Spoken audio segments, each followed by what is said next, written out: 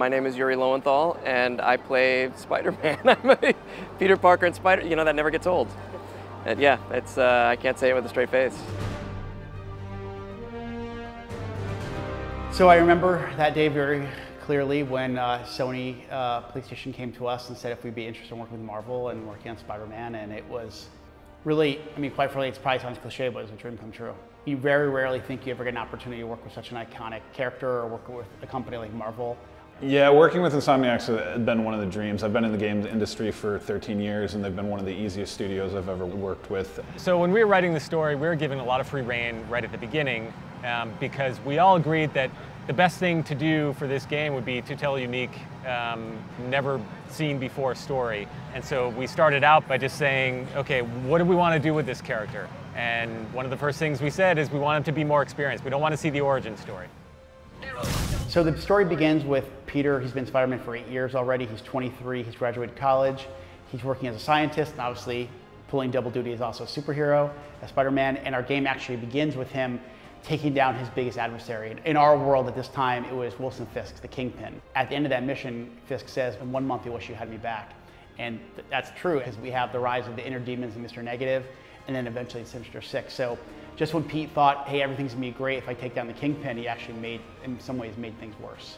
We actually went through a process right at the beginning where we read everything and watched everything and played everything, and then we tried to forget it all because we didn't want to be inspired by one specific storyline or one specific take on the character. So in a way, we were influenced by everything and nothing at the same time. But when we did all that research at the start, we said, okay, these are some of the core things that make great Spider-Man stories, and we tried to apply that to our new story. One of the things that really excited me about the Peter that they wanted to create and the Spider-Man they wanted to create was the idea that Peter's always been a scientist from the very beginning. From before he was a Spider-Man, he was a scientist. And can he help more people as a scientist or as a superhero? And I think that's one of his crises. What's more important is, you know, continuing to be Spider-Man, is that almost a problem? You know, can I save more people and help more people as a scientist? And that really excited me about the character. You know, there's the tendency to want to go very young and excited with Spider-Man, and he's calmed down a little bit in 8 years. And yet, him getting to be Spider-Man, like I said earlier, you know, me getting to say that I'm Spider-Man never gets old. It hasn't gotten old with him. He still loves being Spider-Man. I think that's what makes it difficult to have him, you know, face the fact that maybe being Spider-Man is not the best use of his strengths. I think having a character that's really fun and uses humor as a defense mechanism, you know, that's a unique part of who Spider-Man is. And the fact that, you know, whenever you have a Spider-Man story, you're dealing with a character who's got these two lives that he's constantly trying to keep in balance. But it's so difficult for him because when Spider-Man wins, Peter will necessarily lose. And when Peter wins, Spider-Man ends up losing. So he's always got to make those really tough choices. And I think if players get that in their experience, I hope that they'll be satisfied that we've created something new and fresh, but also great. Obviously, we want to do the character justice for hardcore Spider-Man fans, but I really hope that this game brings in new fans. It's a huge superhero adventure. It's also a very human story, and I hope that we do both.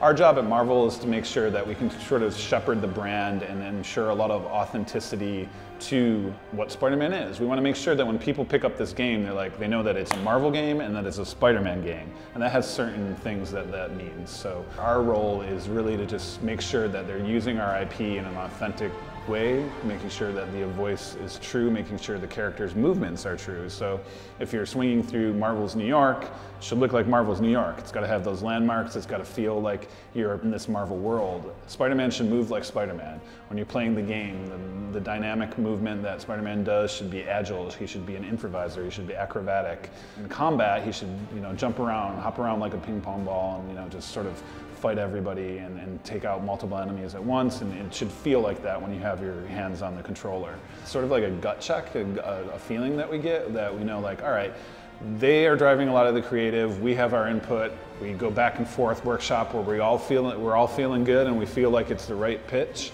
and then let the public see it and hopefully they love it. I think it would be disingenuous for me to say, oh, I didn't model it off of any Spider-Man, because they're all in me, they're all a part of it. But because Insomniac wanted to create their Spider-Man for this game, we didn't intentionally model it after you know, a specific performance or a specific actor. But you know, I grew up with comics and movies, and they're all in there, man, and cartoons. So it's probably just an amalgam of Spider-Man who have gone before me. I stand on the shoulders of giant Spider-Men. A little Tobey Maguire, a little Josh Keaton, you know. It's inevitable to get a little Tom Holland in there. You know, he's the most recent one that I've been exposed to, and he's terrific. You know, the Spider-Men who have gone before are a touchstone for me. And there's a lot of classic Spidey moments in the game that we wanted to make sure that if you read the comics, or you know, the core Spider-Man stories that have been told for 50, 60 years now, that you will recognize some of these moments. I mean, I think E3 we showed one of them where the Sinister Six sort of looms around Spider-Man and closes in on him. And we were very thoughtful in that whole sequence about where people would recognize like certain actions happening that are pulled, like ripped straight from the comic pages and that sort of thing. I've never had this kind of experience before. And getting to be involved in both the voice recording as well as the performance capture on a stage, working with other actors, some of whom I had worked with before, and some of whom, you know, it was the first time, has just been, it's like a big Spider family. You know, I think for a lot of people, Spider-Man 2 was a very iconic game where it was an open world New York City swinging around, and how do we give people that same feeling, but do it in a way that is true to Insomniac. And I think that was our goal at the end of the day is, you know, we know there's a huge amount of pressure and to work with this character to represent him right, but at the end of the day, we wanted to do it what we felt was our way, but at the same time, be very true to the character. I love playing all kinds of games, and yes, I do feel pressure when working with a property like Spider-Man, because I'm a huge fan and I know how I feel when other people take that beloved character and do something with him. So I want to make sure that this game is the best version of Spider-Man that we could create for fans. So yeah, I do feel that pressure, that responsibility, if you will. It's been exciting, you know, terrifying to take on an iconic character like this, because everybody loves, you know, their version of Spider-Man, and I can only really just sort of mess it up. But Bryan Intihar and John Paquette and the team were not going to let me mess it up.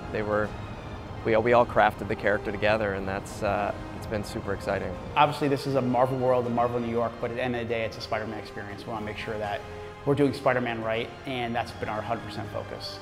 Finally, does Stan Lee make an appearance? You'll find out when you play the game.